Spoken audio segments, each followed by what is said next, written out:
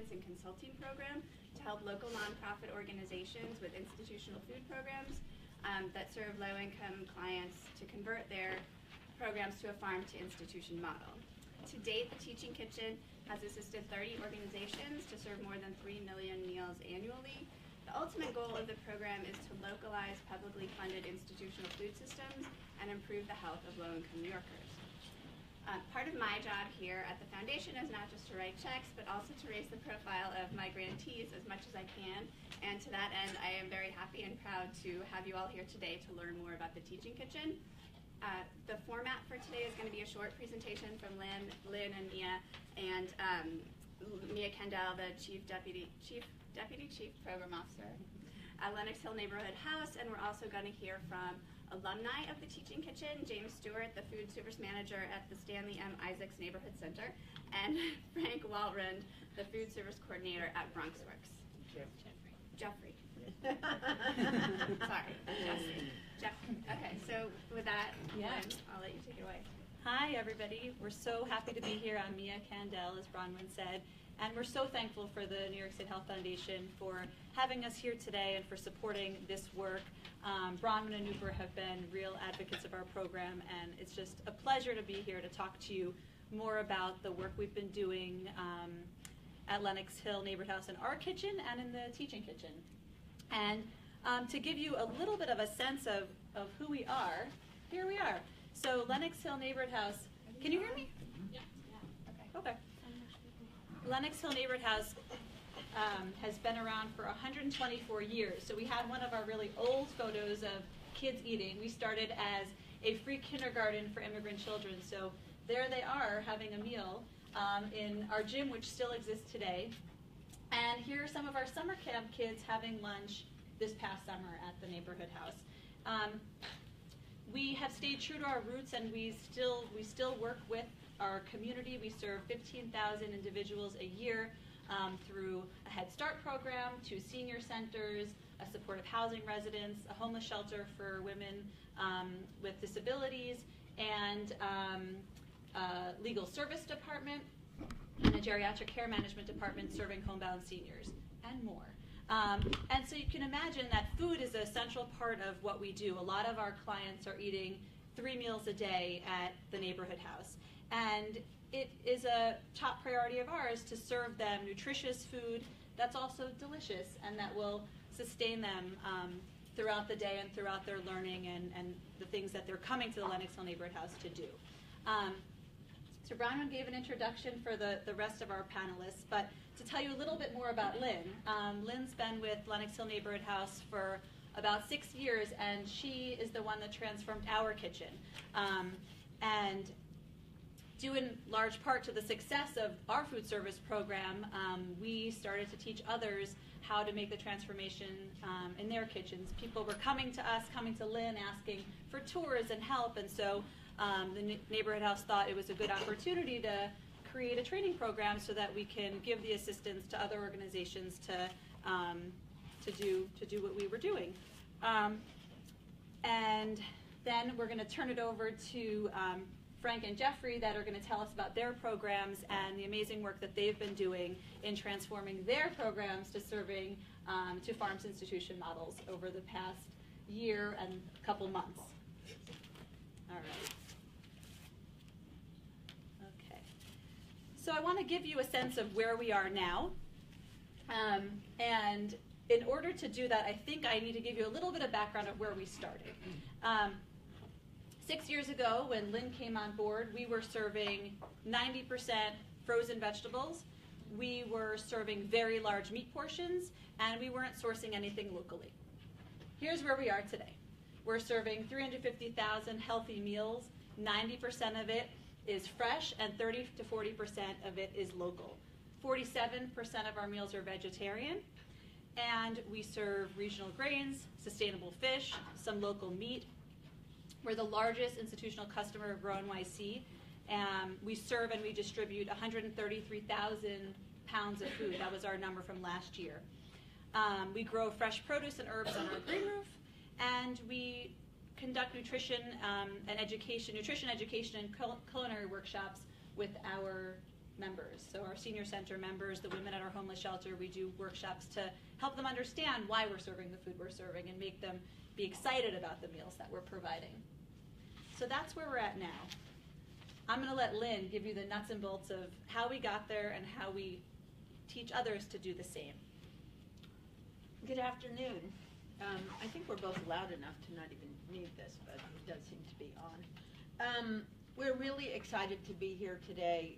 Thank you so much to the New York State Health Foundation for inviting us and highlighting the Teaching Kitchen.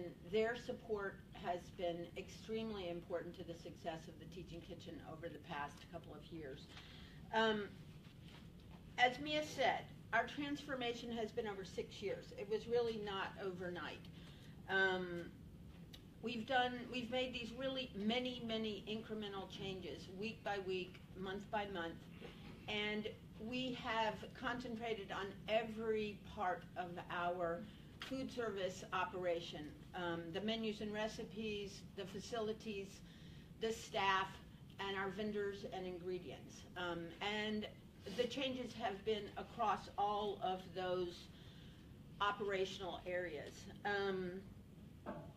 We made these changes, though, because we were committed to really serving the most nutrient-dense food possible to our clients, to have the most positive health impact on our clients. And we knew that by serving fresher, local food, this had to be the case. We also were committed to these changes because we really knew that as an institutional buyer, if we sourced all of our ingredients and or as much as we could from local sources, we could have a really positive impact on the entire Northeast food shed, and we would have a good impact on farmers, farms, dollars and jobs in our region, and environmental sustainability and stability, environmental sustainability and stability for our food shed.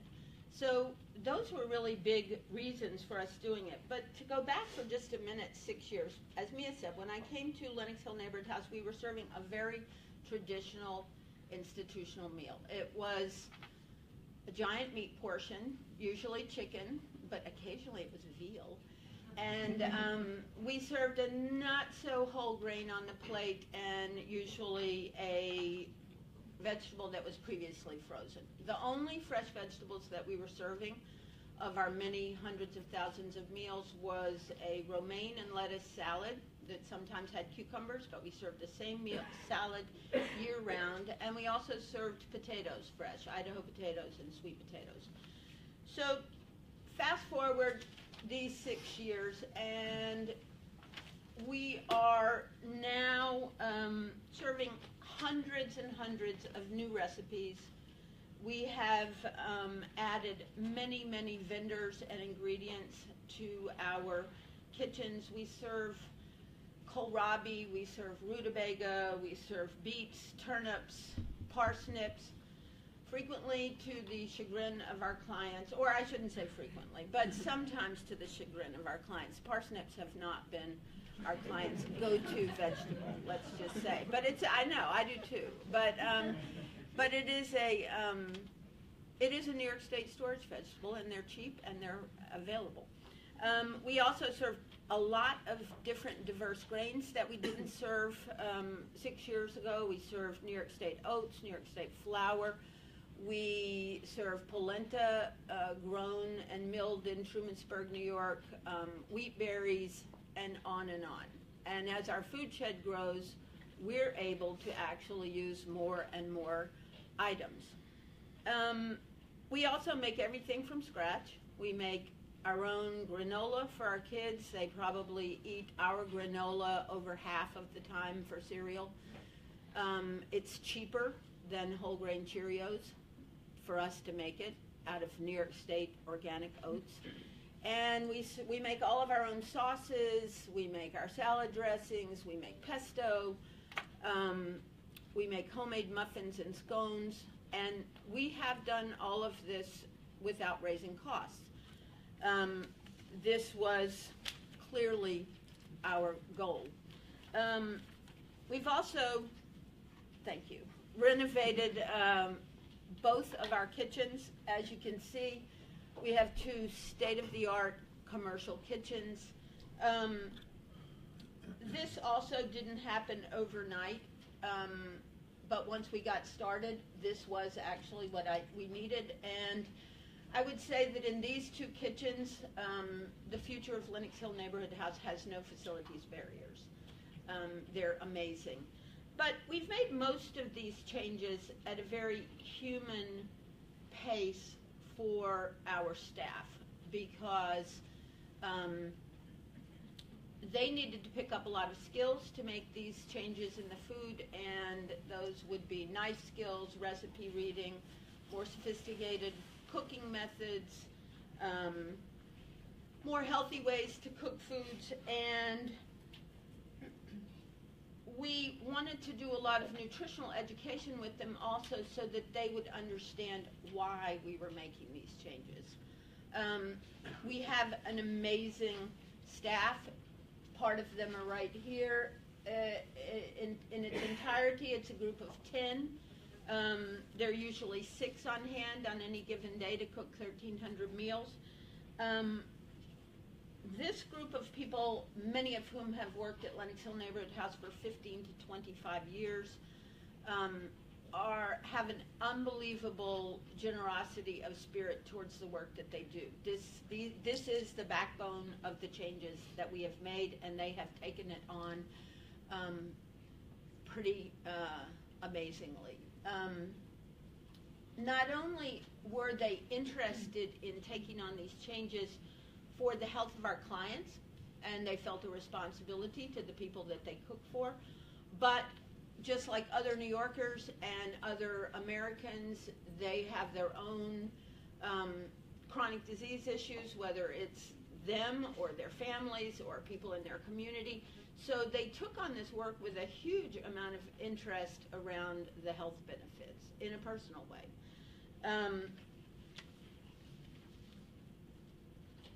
During all of this time, there was an enormous amount of interest as we were changing the food that we were making. Interest from other nonprofits like ourselves who cook for low-income New Yorkers, and also interest from the agencies that oversee all of our programming. People would come and visit, and they would see a piece of baked fish with a little tomato and fennel vinaigrette over a wheat berry and brown rice salad with some beets and scallions that we sourced locally and some sauteed greens that we sourced locally, and they would be wowed and they would say, well, that is amazing. We can't possibly do that because our staff won't cook it, our clients won't eat it, we can't afford to do it, and the list went on and on. But that is really why we started the Teaching Kitchen in 2015 and launched it so that we could share the experiences that we were having as we made these changes, which is a work in progress. We will always be making these changes. Somehow I thought when we started this in 2011 that in 2 years this would all be done and this would be fabulous. And over the 6 years, little by little, incrementally, it dawned on me that this was going to be something that this organization and all of these kitchens and my children and other people's grandchildren were going to be making from now on. That this is not a static thing, that this can go anywhere. And it will. And our food shed will evolve, and our food will evolve. We could not have begun this work without the support of the New York State Health Foundation and other funders that we have and other governmental agencies like the Department of Health and Human, DOHMH. Mental, yes, never mind, okay, never mind. DOHMH, who have supported the clients coming to the Teaching Kitchen. They've sponsored them. So the Teaching Kitchen really, first and foremost, is a full year of training and technical assistance and support. It starts with an immersive 2-day training that both of these gentlemen came to, and It's 2 days of in our kitchens and in a classroom looking at how we made these changes, why we made these changes, and how they can make these changes too. It's based on the principles that we used of just assessing, stopping to assess your program, setting really small, successful, hopefully attainable goals, implementing change slowly, and engaging your staff and clients all along the way. We spend about half of those 2 days in our kitchens cooking seasonal vegetables, making the same homemade granola that we make, baking with our clients, baking scones and muffins, and we make at least a handful of vegetarian items every cohort, because so many organizations say that their clients will not eat vegetarian meals. And for the most part, they all say, well, we tried meatless Mondays, and it just didn't work. And I'm thinking to myself, why would you want to identify something that people don't want to eat? Why don't you just slip it in on a Thursday, not promote your meatless food? But we clearly did not serve 47% vegetarian meals immediately. We did that over 6 years, and we did it with a lot of engagement with our clients and staff. A big part of, and I think Frank and Jeffrey would agree with this, a big part of being in the kitchens at Lennox Hill Neighborhood House is cooking shoulder to shoulder with our cooks. Not listening to me in a classroom or in the kitchen, but actually cooking with our cooks and hearing about their experience and how these changes have affected them. Because in many ways it is more work, but most importantly it's just entirely different work. We spend the other 2 days in a classroom, kind of pulling apart the areas of operation for every organization and looking at the menus and recipes, which is where all the change starts really, the facilities, the vendors and ingredients, and the staffing, and showing organizations that any one small goal that they set or change that they want to make is going to affect every other area of their operation, so that they definitely are able to, and we help them choose goals that are right for them with their barriers, and everybody's different, and goals that they're going to be successful at, because it's really important, as we all know, to have early successes, preferably. We also encourage usually one of these goals. Most people set 2 or 3, and there's a long list of these goals. But we encourage people to at least change to 1 fresh vegetable. A lot of the organizations that come to the Teaching Kitchen are just like Lennox Hill Neighborhood House, and they are cooking 100% frozen vegetables or canned vegetables. So we encourage them to pick at least 1 vegetable. But I just want to stop for 2 minutes and explain to everyone in the room, because I think a lot of times people think, well, how much more complicated could cooking 1 fresh vegetable be? And actually, really, people are, if you're not in the kitchen doing it yourself for 1,300 meals. Broccoli was the first vegetable that we changed when I came on board at Lennox Hill, and we did it about 3 or 4 months after I got there, and I was so proud of myself, and we were cooking for 250 adults in this 1 kitchen, and we were getting in probably 2 or 3 cases of frozen broccoli for 250 adults, but that needed to be about 5 cases of fresh broccoli. And we were able to do that, and we steamed it bright green and crisp, and we put some oil and fresh garlic on it, and 90% of the seniors hated it. And there were enormous complaints. And we didn't stop serving fresh broccoli, but we did cut it differently and cook it slightly differently and cook it a little more and not put quite so much garlic on it. And one of the big takeaways of everyone at the Teaching Kitchen is you can't stop at your first failure. You have to relook at it and think, okay, how is this going to work here? Now, some things you do abandon, and one of the biggest things that we talk about during the 2 days is all of the missteps that we've had at Lennox Hill Neighborhood House, mainly from my direction. I'm not going to go into all of them right now. We don't have long enough. I want them to talk, but so we encourage everybody to change one vegetable. This was not so hard for us initially, and for a small daycare that's cooking for 75 kids, they're using less than a case of frozen vegetables, and so maybe they're going to need 1 case of fresh vegetables. That's going to take their cooks about 15 or 20 minutes to cut and prep, even if they don't have good knife skills, and that's not such a big deal. But for organizations that we've trained who are cooking 750 lunches for adults, that's 9 cases of frozen broccoli, and it's 15 cases of fresh broccoli, and if that's taking their cooks 15 or 20 minutes to prep all of those cases of fresh broccoli, that's 4 hours, and that's a big barrier. And 15 cases of broccoli fresh probably isn't going to fit into their refrigeration, which was one of our big barriers. And their staff is not used to chopping, and they probably don't have sharp knives, and they may not have the right cooking equipment. And the list goes on and on to the sanitation. 15 cases of fresh broccoli is going to create a lot of broccoli stems. Probably close to 40% of that is waste.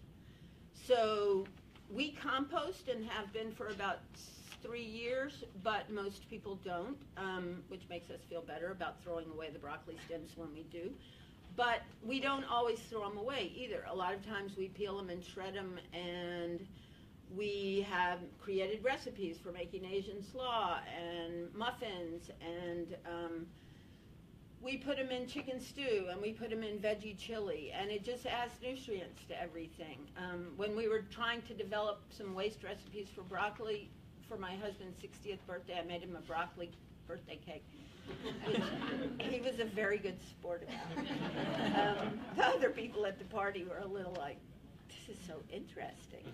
At any rate, though, that's just an example of letting you see how this change, one ingredient, is going to play out differently for every organization. And for somebody who may need 15 cases of broccoli, the answer is not, well, then we're not going to serve fresh broccoli. It may be, we could serve a broccoli cauliflower mix, and we could start by getting in 4 cases of fresh broccoli and letting our cooks do that and mixing it with 6 cases of frozen broccoli, and that could be, they could do that for a year maybe. And that's a way for them to get a foothold into all of this.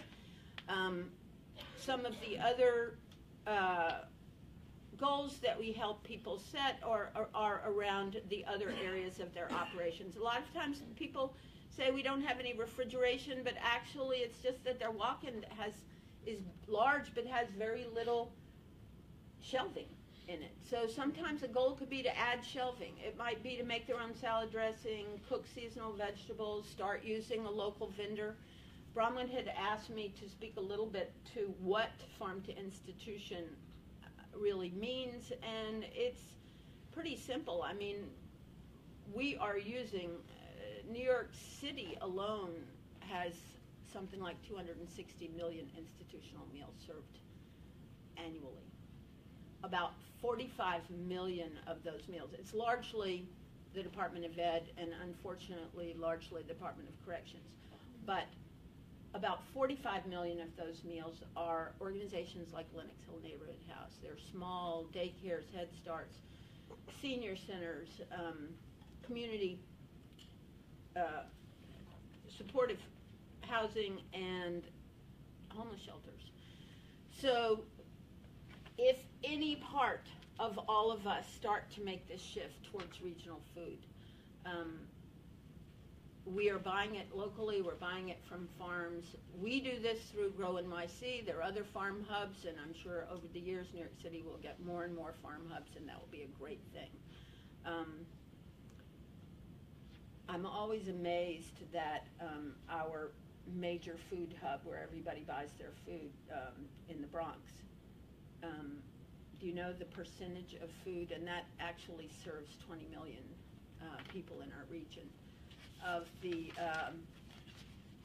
food at our major food hub, not Grow NYC, but our regular food hub, which name is escaping me, but it's 4% local. That's pretty amazing, 20 million people. So everyone leaves the 2-day period setting goals, and we hope that we try to make them set the goals that we feel like are the best goals for them. Another important part of the Teaching Kitchen is that we make site visits, and so I go out after 3 months after the initial 2-day training to spend a day in the kitchen with the person or persons, and make sure that their goals have been attempted, and if they have worked, to set new goals. If they haven't worked, to tweak the goals. Maybe it should have been a different goal. This personal on-site attention is super important, I think, to our Teaching Kitchen. We've trained 30 organizations. They serve about 3 million meals. Our hope is that we're able to train many, many other organizations, and that actually, as it says there, our growing community, that we are creating a community of people and organizations in New York City that are doing this work and supporting each other. This is our growing community, and we're a very ambitious organization. There are about 500 approximately organizations, not-for-profits like us, serving low-income folks, and we would like to train all of them. That's the goal of the Teaching Kitchen as a program. Thank you. Okay. Sorry, I can't stop talking until I get So I wanted to share with everybody some other aspects of the Teaching Kitchen program.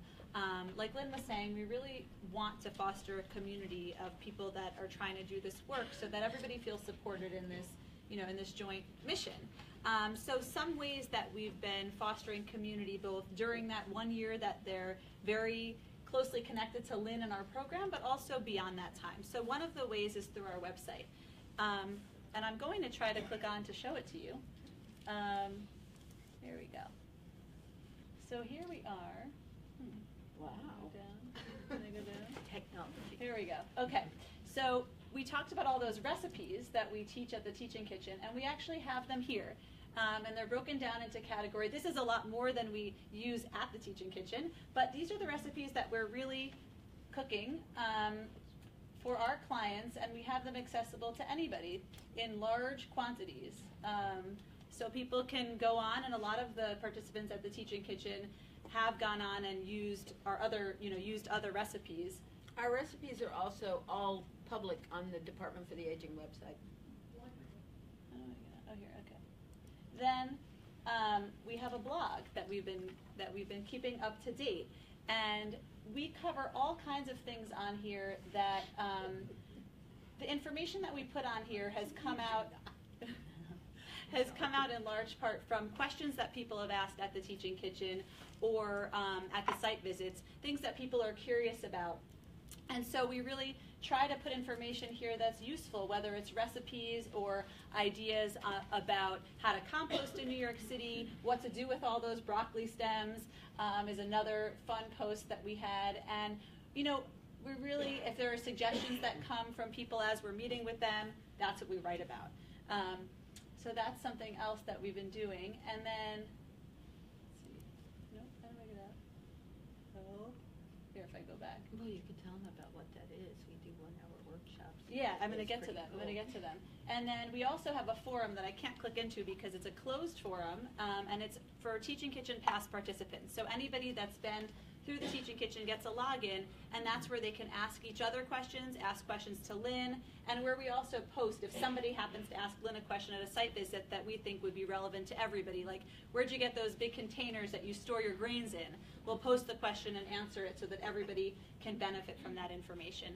And then the last tab is resources, and in that section we also have videos of Lynn doing workshops for seniors and for our staff, and you can click on them to get an idea of how to give workshops to your own participants. So our Teaching Kitchen past participants have used them because part of it is also, you know, what we try to teach is the more we can teach our clients the importance of eating, you know, nutritious, healthy meals, the more they're accepting to the food that we serve and understand why it's good for them. And, you know, the women in the homeless shelter, Lynn was actually there recently teaching about different why vegetables are good for you and giving examples, and then making them really tasty, making different sauces to put on them to show that they really do taste good. And the women were quite impressed with the recipes that were shared. So, so that's our website. And now I have to figure out where our PowerPoint is. Hold on. Here it is. Okay, there we go.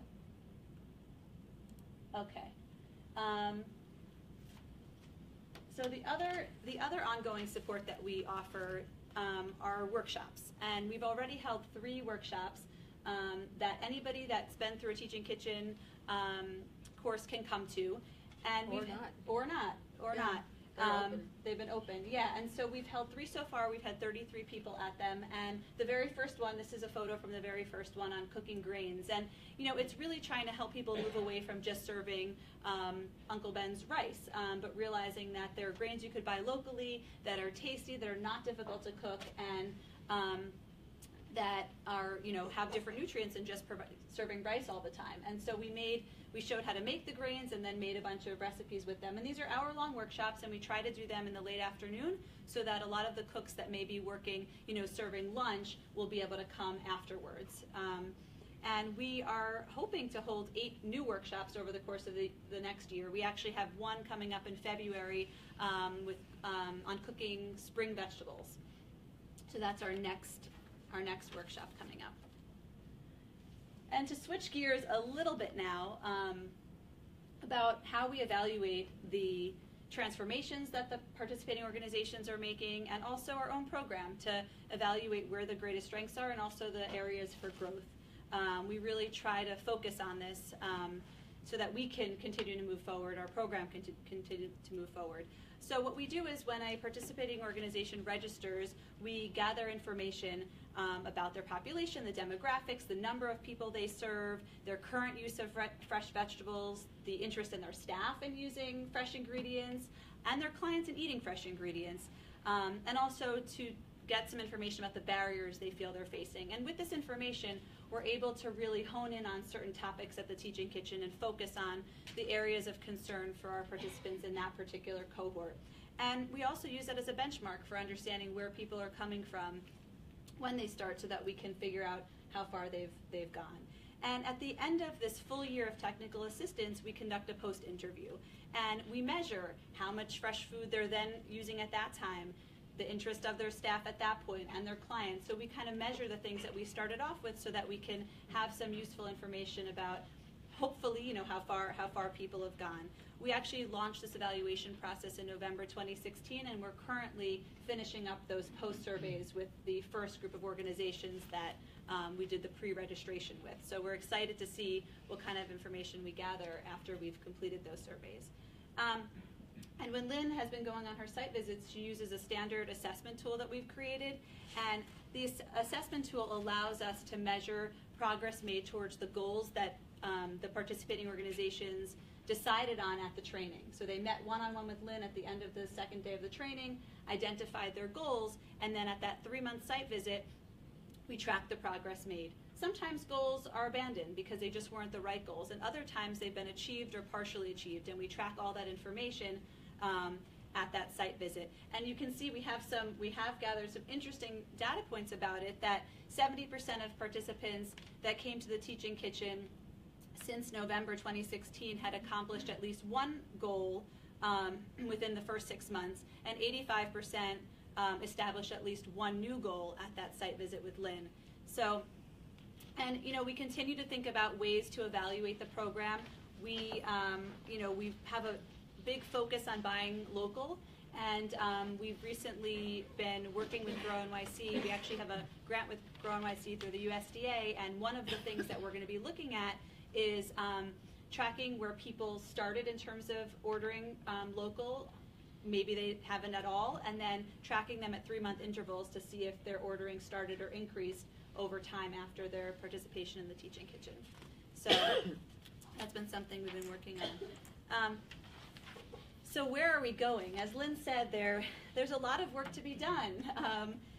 We know that there are 45 million meals served by organizations just like us, and we would really like to train them.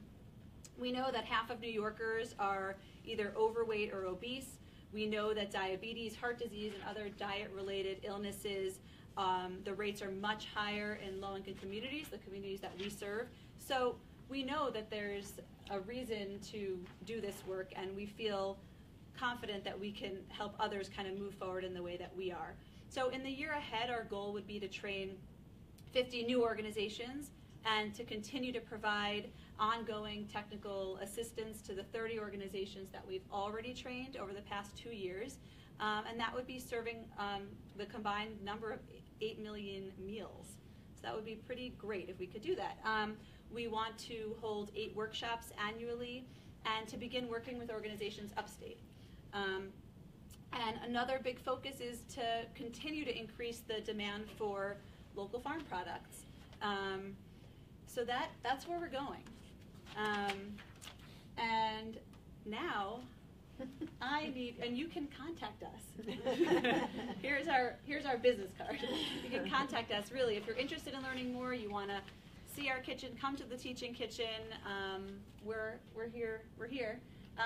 So now what you really want to hear is like, does this really work? And I think that by talking to Frank and Jeffrey, you'll get a sense of how the experience was for them. To give you a little bit of a just quick background on their programs, Jeffrey Stewart's the food service manager at Stanley Isaac's Neighborhood Center, and his program serves 48,000 meals a year. And Frank Walren is the food service coordinator at the Pyramid and Living Room programs at BronxWorks, and his programs serve 213,000 meals a year. So they're coming from, and they're going to tell you about where kind of their different programs and where they were to start and where they are now. So I'm going to turn it over to you. Maybe, Frank, you want to go first since you're sitting next to Lynn? Sure. Hello, everyone. My name is Frank. I'm the food service coordinator for BronxWorks Living Room and Pyramid Safe Haven Kitchen. I just want you to speak into the mic so we can all hear you. Thank you. We serve about 200 meals a day to homeless clients. So I've started looking into different trainings and trying to find ways of helping my clients eat fresher food. One of the trainings that came up was the teaching kitchen. So I participated at the teaching kitchen in April 2017. One of the biggest takeaways that I got from the teaching kitchen was just that you can. A lot of the stuff was like, if it's not broken, don't fix it. It showed me that you can opt out for fresher ingredients. You can change different things very slowly, but you can do the change.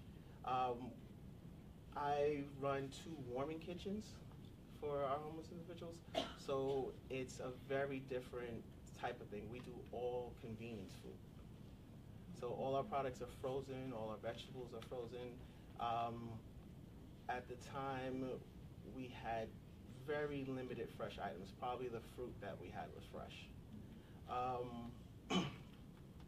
One of the things that I started to look into was new vendors. And at the teaching kitchen, they spoke about having new vendors, Grow NYC, different places where you can have a better option of the type of things that you can order. One of the other things I looked at was the cost. How to break things down into pounds and ounces and see which is, you have a lot of things where they have out there where they say, okay, you can buy this and it'll cost maybe $20. And I learned how to break it down. Even though it's cheaper, it doesn't mean that it's healthier. And so I've learned to buy more of healthier items and then break it down, and it's actually cheaper than other things. Some of the changes that we've made, and it's made me popular with my clients. Which ones have made you popular? We've taken away juice. Yes, that has not made you popular. We've taken away juice, and it wasn't something where I could like post and say, hey, we're taking away juice. I had to do it very strategically and be like, it didn't come on the order. And it didn't come on the order for about a month. So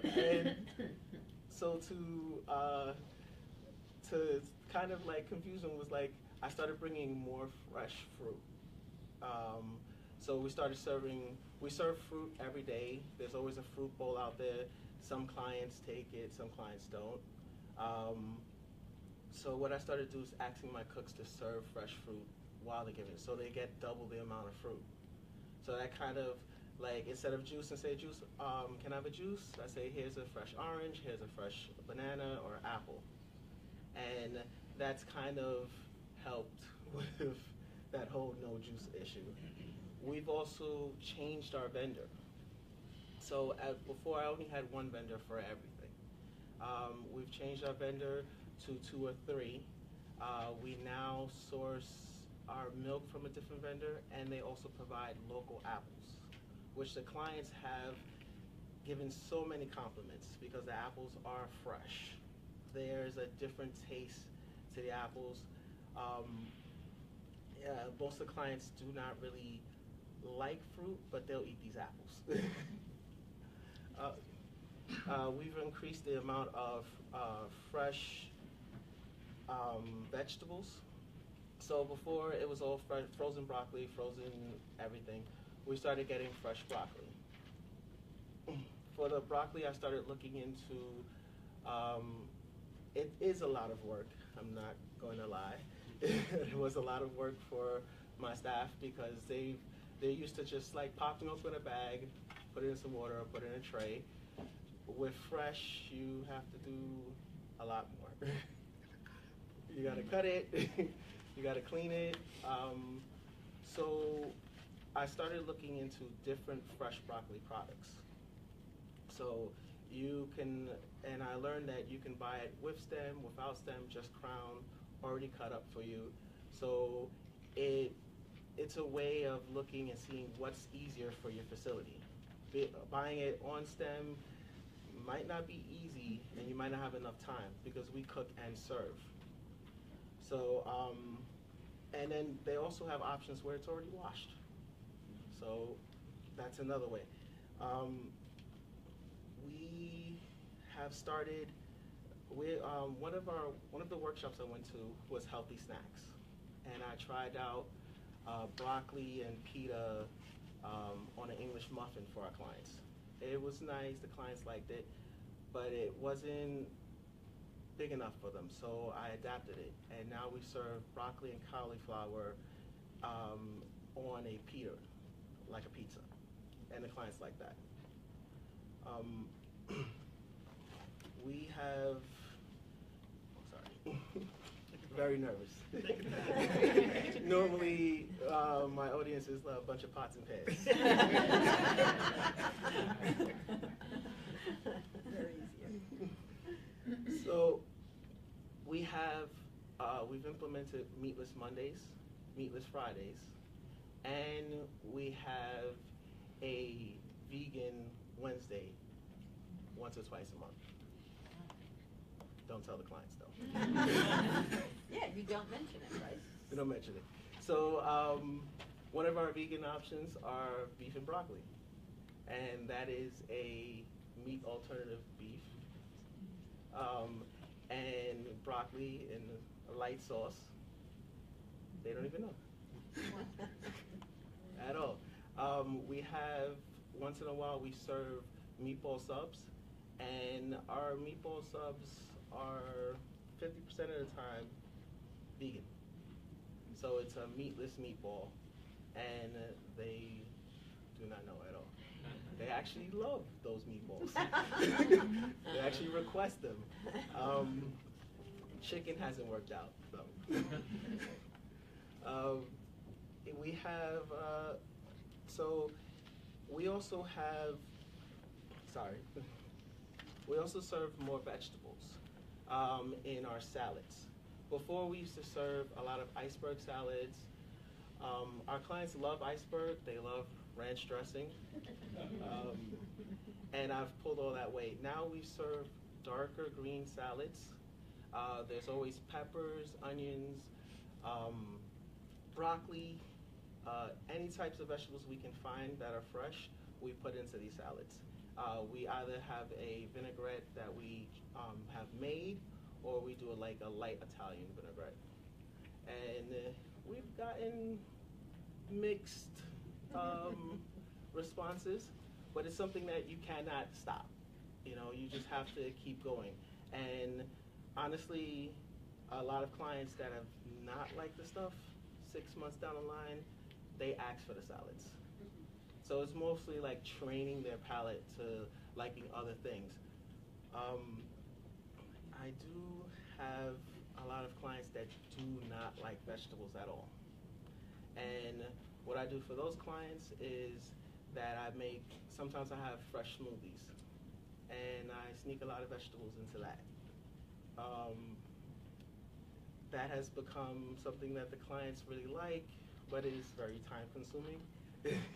But as soon as we have our newer kitchen, so in our living room facility, we have, we're working on making a new kitchen that we will be cooking from fresh. Soon, I think by the beginning of this year, we'll start on the process of construction for that kitchen. Our meals in the living room for our dinner are served from another kitchen that is also alumni from the teaching kitchen. They participated, I think in 2015. They participated in the program in 2015. They use Grow NYC for their vendor, so our food is a lot healthier. The clients notice the difference. They really like the food that comes from that site now. Before, there was a lot of complaints, and it's a very different vibe that the clients have now dealing with food. The teaching kitchen has given us a lot of professional development. I've had my other 2 staff members come. Hopefully, I'll be able to train 2 other staff members. And I think that's about it. But I can say that with the teaching kitchen, just the material that they give is amazing. Normally you come from workshops and it's just like, oh, here's this piece of paper, you'll lose it somewhere. The books, the recipe books, the binders, it's something that you want to keep. My binder and all the recipes and all the workshop material sits inside my kitchen, and it's like a little library. So we pull from that at any given time. The cooks, if they don't remember something, they can pull it down, they can look at it. And I think our 2018 goal is to find better meat alternatives and have a more plant-based meals for the clients, and probably tell them. What they're eating. That's you, Jeffrey.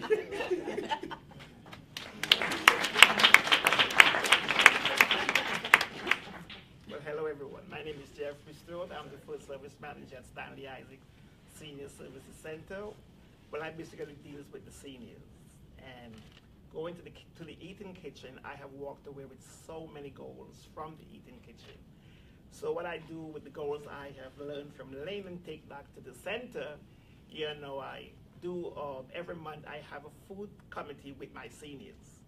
So some of those goals, I'm letting you know, that's what my topic is all about from the eating kitchen. And when I go to implement something, I do a tasting day before I implement whatever it is. Because, my seniors are going to ask me, what is that? So, so I do a tasting day and I do a survey to see, how will it pan out. And so far, it was great. The polenta was wonderful. The broccoli, the fresh broccoli and the fresh collard greens was awesome. Then I started using Grow NYC. So, so all those things are wonderful, so I just don't want to repeat so many things that was said, because, everything that was said on the panel is what I've been doing.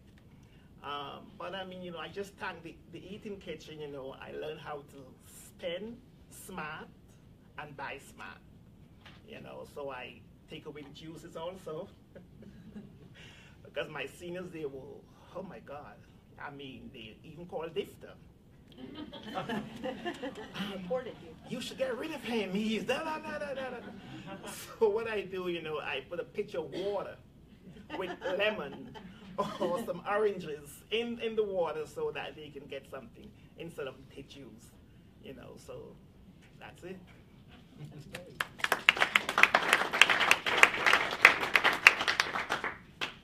Okay. Thank you. Thank you all very much. So I have a couple of questions before I turn it over to you guys. So indulge me. My first question is, well, let me start by saying one of the reasons that we invested, New York State Health Foundation invested in the Teaching Kitchen, is because we think it will improve the health outcomes of your clients. They have access to this healthy food on a consistent basis. So what does that mean for their actual health? So that's my question for you. Are you thinking about that? Are you thinking about measuring it? And if so, how? Well, I can only say that I think nobody's going to disagree with the fact that if we are serving 90% fresh fruits and vegetables over 90% frozen and canned, and if we are sourcing 30 to 40% of it regionally, that some of that food isn't more nutrient dense and have a better health outcome. I'm not a nutritionist, so that's not my area of assessing it, but I don't know. Can you speak to it? Yeah, I mean, I think that we're taking the premise that eating healthier is going to affect health outcome, that we know that the clients we're serving have diet-related illnesses, and it's because of what they're eating. And so, we are trying to track the increased use of more vegetables, increased use of fresh ingredients, with the idea that if more fresh ingredients are being consumed and more fresh food is being consumed, we're changing the palate of people moving forward, so that they'll want to eat. 6 months later, they'll want to eat these different foods, even when they're out of going to the living room or out of going to the program where they're being served these institutional meals. Especially if they're 2 to 4 years old and you're developing their palate, and they may eat differently for the whole rest of their life. Thank you. And then my next question is, I wanted to mention a recent publication from the New York Academy of Medicine and American Farmland Trust called The Public Plate. I don't know if you guys are familiar with that. I'm certainly not an expert in it, but to summarize, it makes the case that there is widespread support in the state to increase the amount of state dollars spent on locally grown food, and increasing the portion of public spending dedicated to fresh and minimally processed and raised food in New York State. It'll, it achieves all the goals that you mentioned in the beginning: promoting equity, environmental sustainability, economic growth. Cuomo's put a little support around it, and he's, I know, encouraging increased funding for it. So I'm just wondering, how much of this is it on your radar, and are you and other organizations that are serving institutionally based food thinking about this and sort of thinking about advocacy efforts around this and how you can really push this effort to ultimately benefit all of you? Yeah, we think about it a lot. We read the report and do feel that one of our goals, like we said, is to increase institutional spending on local food. One of the things that the report spoke about was that right now New York State spends 10% on 10% of the almost $1 billion spent is spent on local food, and if that were to increase to 25% local, what an impact that would have. It would impact the health. Their findings would impact the health of 6.6 million New Yorkers and generate more than 208 million of new economic output in the state. And so we feel very tied to that and want to advocate for that. And we feel that with people coming to the Teaching Kitchen, one of the things that we try to push really as a goal for everybody is to buy more local, because we do feel that we can have an impact on pushing that 10% to the 25% through the organizations that we're working with. And that's changed just a little bit since even the fall of 2015. We were really promoting fresher food and trying to get people to transition to fresh food, and we kind of had a secondary goal of the local food. But just in the last couple of years, we've really promoted this more, and that's largely because it's being promoted. I mean, it's because we knew it anyway, but it's being promoted everywhere. Okay, I'm going to be quiet and let you guys ask questions. So I'll open up the floor.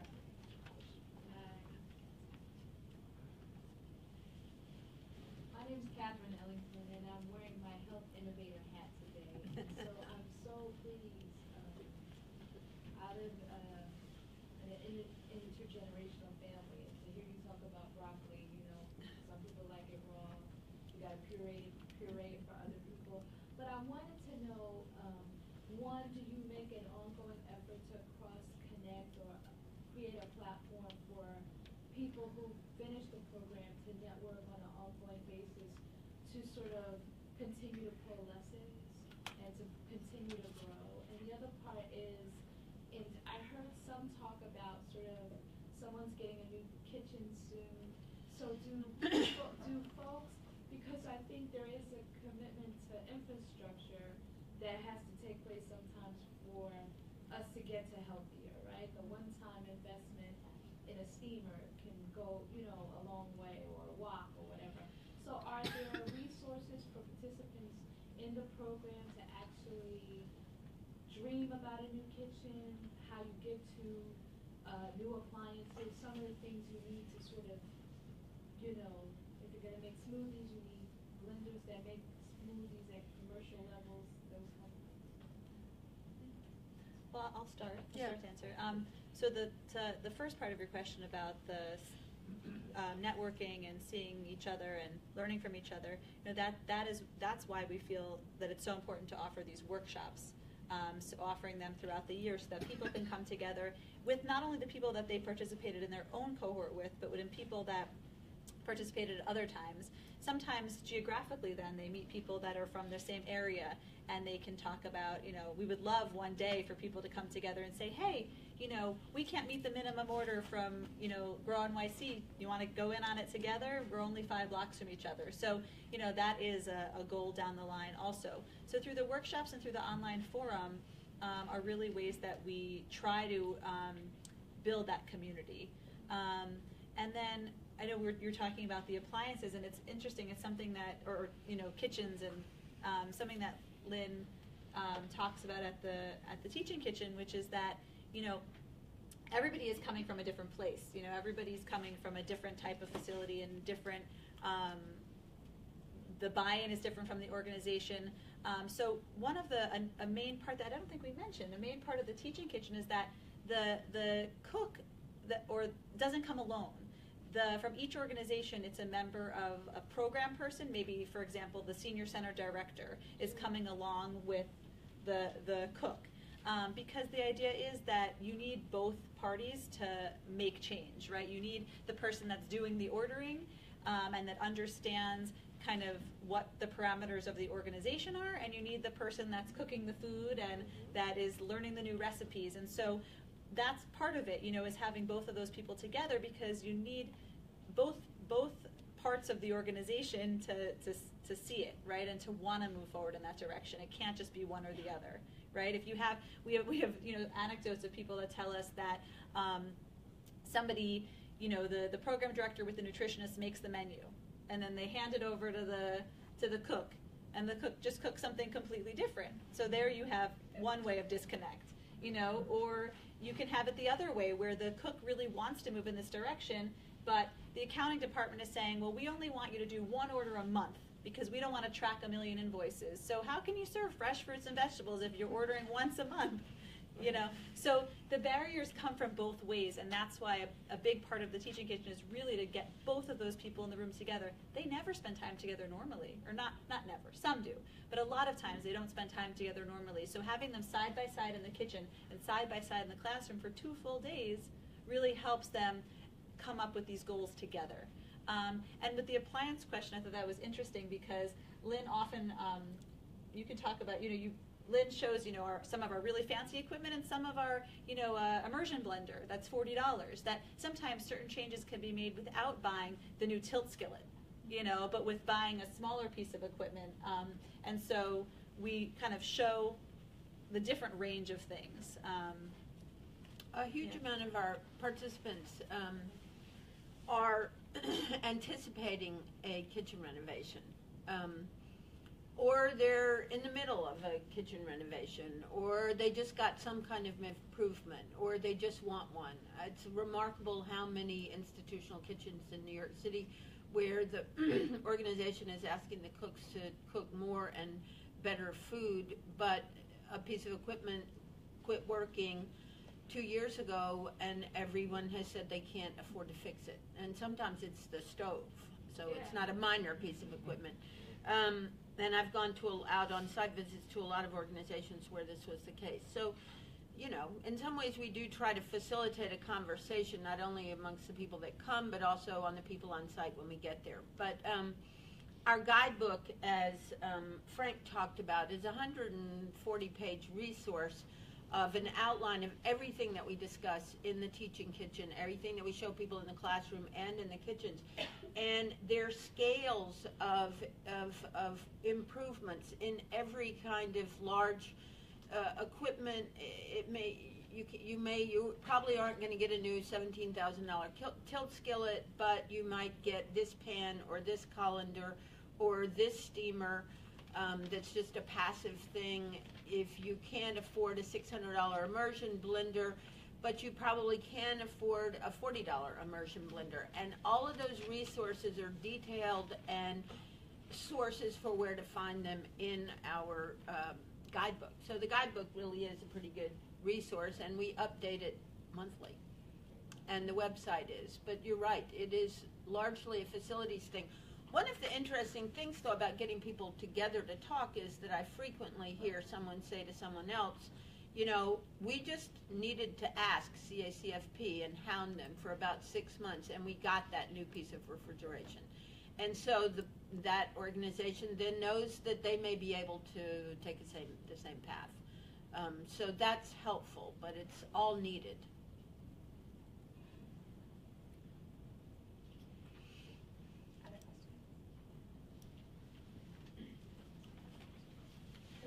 First of all, thank you guys for such an informative and inspiring presentation.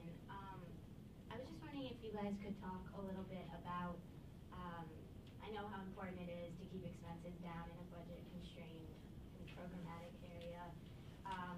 And I found it a really important point that you made, that you were able to keep expenses low and not increase costs by switching to the fresh and local options. I was wondering if you could talk a little bit more about that. And also, just a quick question, is the program that you all use with Grow NYC Green Market Co? Yep. Awesome. Okay, that's helpful. Thank you. A huge focus of the teaching kitchen is around cost. That's what I bore everybody to death with in the classroom part. And I came from the restaurant world, so this was kind of a go-to way of looking at the food service operations. So we show people different ways, because every organization thinks about their costs differently, and they have very different ingredients and ways of cooking. But we show people different ways to look at and pull apart all their costs and think about them. We also mainly talk about the fact that if you're going to make these changes, we know that you don't want to raise your costs when you're doing it. So by shrinking meat portions, which I did drastically 6 months after starting my job and created a lot of ill feelings towards me at our senior center and homeless shelter. And so I went back and changed those meat portions and just made them more varied, so that sometimes they were small, sometimes they were large, and little by little we started adding vegetarian adding vegetarian recipes, so that this is a huge factor, so that we had more money to spend on different quality items. But the reality is, and I always say this, raw food is cheaper than processed food, and we all know this from going to the grocery store and getting a huge basket of cabbage and lettuce and greens and potatoes, and you walk out and it's $50 or $75, and if your entire cart is full of boxes and jars and, you know, cool preserves and all kinds of stuff that we all love, your cart's going to be $300. So it's the same way in a restaurant, in any kind of kitchen. And we promote smaller meat portions, hopefully with more sustainable products. We support better, more sustainable fish. We get a lot of our fish from Sea to Table, and it's sustainably caught fish.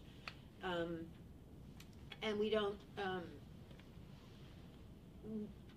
our seniors don't necessarily, oddly, as it turns out, like sustainably caught fish, because it has names like dogfish, and it has weird names, and it also comes in not perfectly portioned pieces, and it's a real no-no at a senior center to serve a round table of 8 seniors, all different, each one having a different size piece of fish.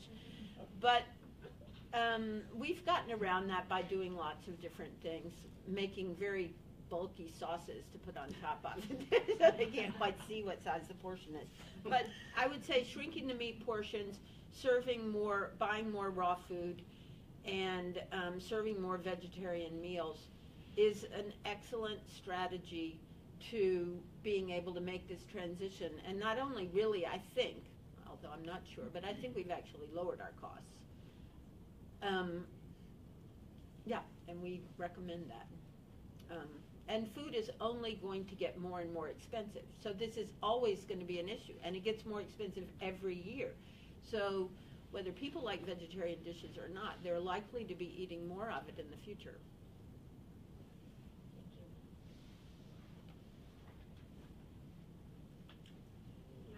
Hi. I had a couple of questions from the perspective of the program participant. I was curious if you've been able to do any evaluation at that level, whether it's related to health or just dissatisfaction with the food or changes in how they're eating outside of the programs.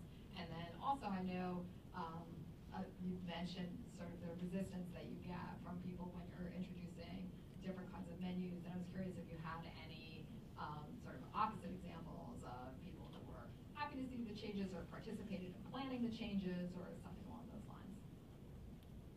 Well, you know, that's why I do the food committee once a month. So, you know, so I'm getting them prepared for things like that. You know, so like when it's implemented, you know, so that they are, all of them are together with me on that. You know. Yes. Frank, give you positives? Yeah. My style is a little bit more different. I don't have a food committee, so it's a hit and miss with my clients. We have, you either get, we love it, which it's a small few that are,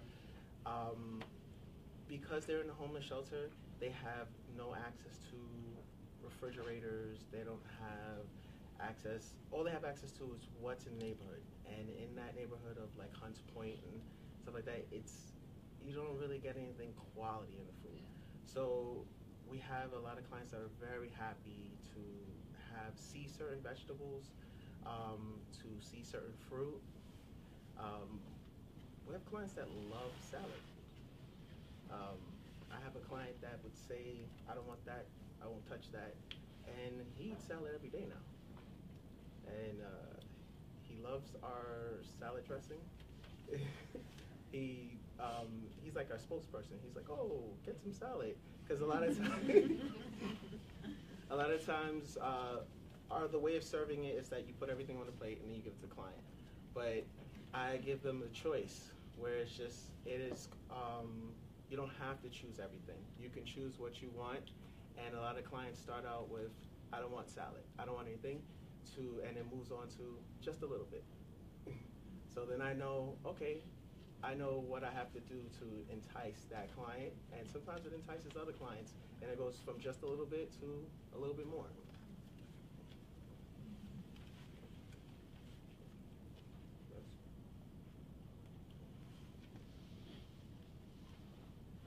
Kind of building on Emily's earlier question,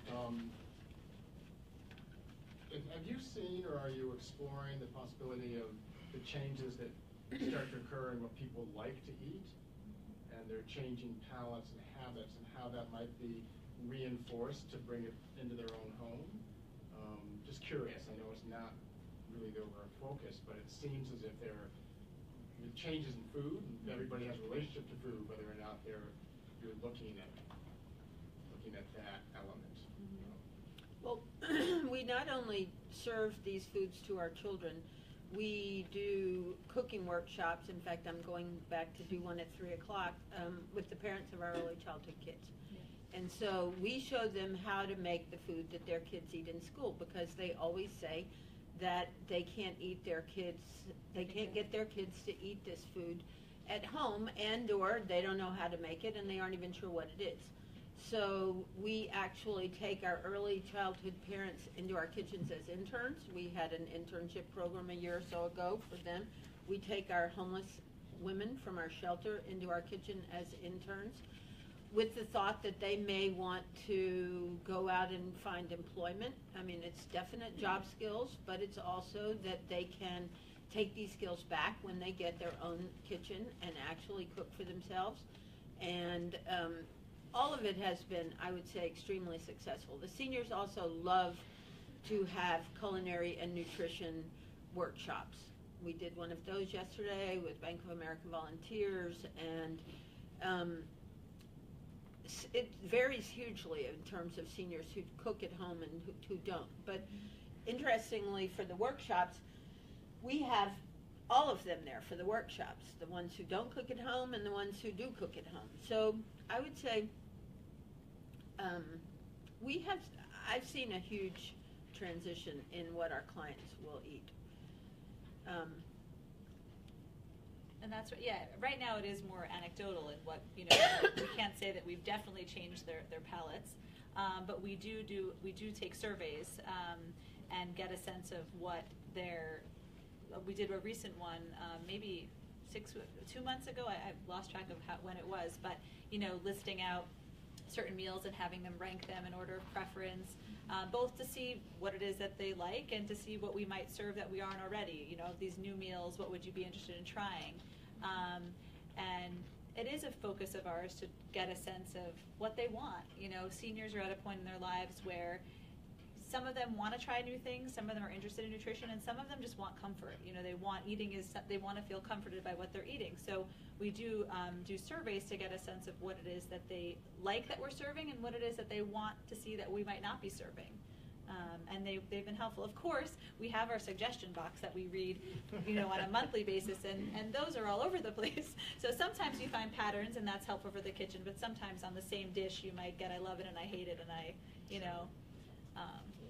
We're also lucky in our senior center that the population is, from my point of view, fairly culturally diverse. Mm-hmm. More so than a lot of the senior centers that come to us to the teaching kitchen. A lot of senior centers have a population that's been the same, whether it's an old Italian American population that it's still predominantly that. Our population is changing, and is also the Upper East Side is an older demographic on the Upper East Side, and it is a very diverse culturally demographic. So the good thing about that is that not everybody is going to say we won't eat that. Whereas other organizations that we train have much more of a hard task ahead of them because their whole population kind of has very specific eating habits. But everybody's working on it in a different way, playing the hand they're dealt. I think we have time for one more question. Is there any more questions? Hi, I really appreciated hearing about what you guys have been doing. Over the past couple of years, I've learned, people have mentioned what you're doing, so I'm glad today I get to hear firsthand about the great work that you're doing. I work at United Way of New York City, and we support a network of food pantries and soup kitchens. This is just sort of more of a tactical question. We'd love to know how we might be able to refer some of our soup kitchens to your teaching kitchen. I don't know if you have a minimum amount of like meals served per year, but anything that you can pass on to us to help you get more participants. I'd love to hear more about that. Yeah, I think as long as, right now, the people that we've been accepting into the program are people that are nonprofits serving food. So serving food as a soup kitchen, if it's being prepared on site, would be a potential fit for the program.